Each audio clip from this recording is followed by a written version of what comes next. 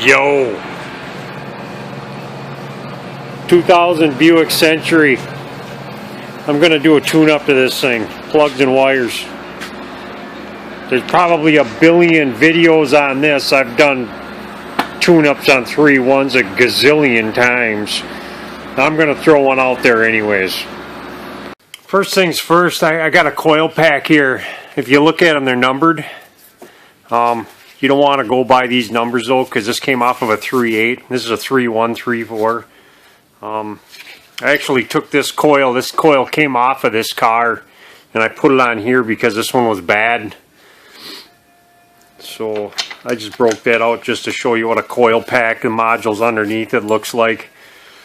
But the only thing you need to remember is that it goes 2, 4, 6 on the front, from front to back, and then 1, 3, 5 on the back side. And all of these coils should be numbered for the respective cylinders, and you want to look at these and make sure that they are numbered right. And these are factory wires, so the wires are numbered too. And you just want to make sure that's right, because somebody might have done coils on here and swapped them around or whatever. So just double check them so you don't get the firing order all screwed up. Obviously, make sure they go back the way they were. And then what I like to do, the back ones are kind of difficult to get at. So what I do on these cars is there's dog bones here with 15 millimeters on them. I already loosened these nuts up. And I just take these bolts out, and if they're stuck, you can just rock the car back and forth, and it'll move them loose, and they'll pop right out like that. And that'll let this engine rock like crazy.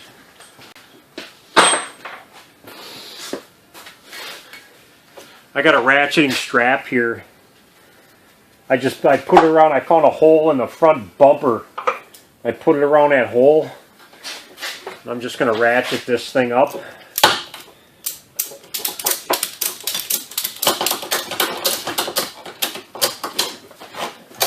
Pull these dog bones out of the way. And it pulls this engine back, so now I got a ton of room to work with back here. It's a really slick way to do it. I'm going to start with the rears first. A lot of times there's a wire loom that's on the rears. This one is gone.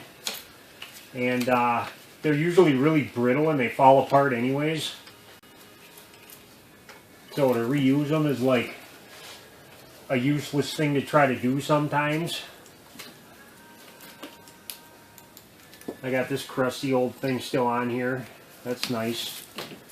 But yeah, if you're a real good He-Man, or if this is a newer vehicle, you should, a lot of times you can just twist the plug wires. These are stuck on here really good. I can't twist them at all. And you can pull them off, but they're really on there good, and it happens a lot. I got this fancy tool right here that I use on rear spark plugs for the 3.1s and 3.4s. Basically what you do is you try to get it on there so it's on.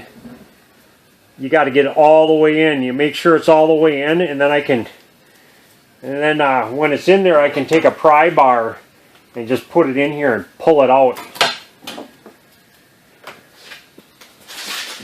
But yeah, I got it around here.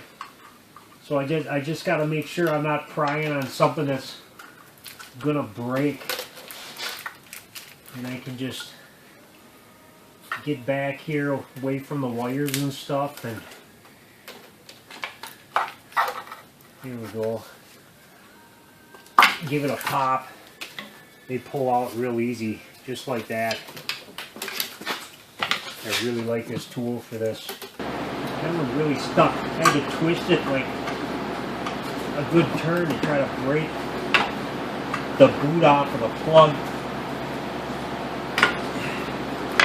And then I got it off. Wow, that was really stuck. Same with that one, I turned it a few times.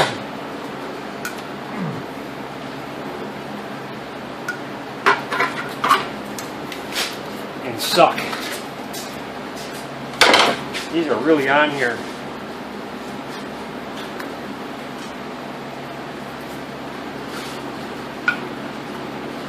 Okay, I got that one all the way in and I gave it a good twist. Got it. This thing's had a misfire for a long time.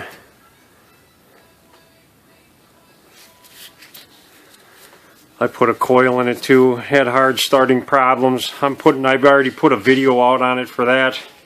5/8 socket on these plugs. These plugs look like hell. They're really wore out. These horribly wore out plugs are 41-940s. And they look horribly wore out. I'm putting 4511 Denzos in here because I get a good deal on them and they work really good for this. It's a double platinum plug too, so it cross-references the same. I always put a little anti-seize on these threads too. You always want to start these by hand. If you want to, you can put a little dielectric grease on the electrode tip. I don't, because I don't. You only want to torque these to about 15 foot-pounds. They don't need to be really tight.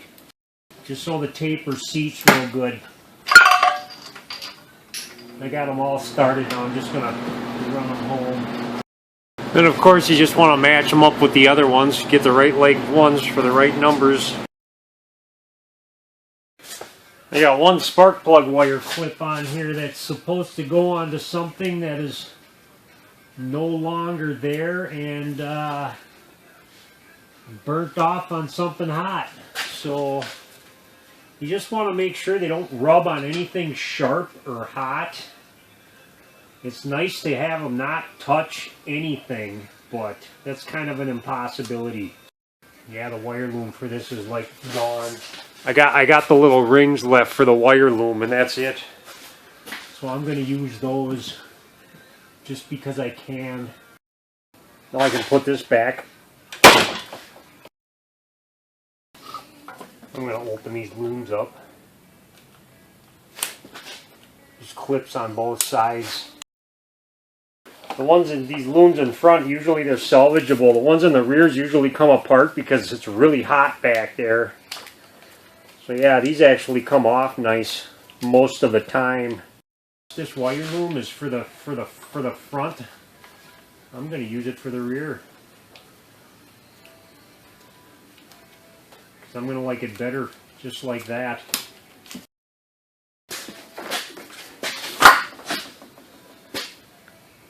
Just give them a good yank.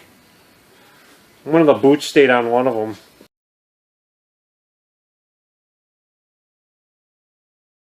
By the way, these are already pre-gapped too, so don't go trying to gap these things with a spark plug gapper. There's protectors on there and they're already pre-gapped, and if you see one that's flattened out, replace it and get another one. You're not supposed to be touching them electrode tips with anything.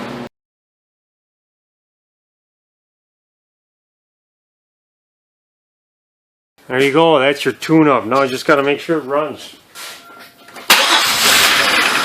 And it purrs like somebody did a dirty hag job on an uptake manifold.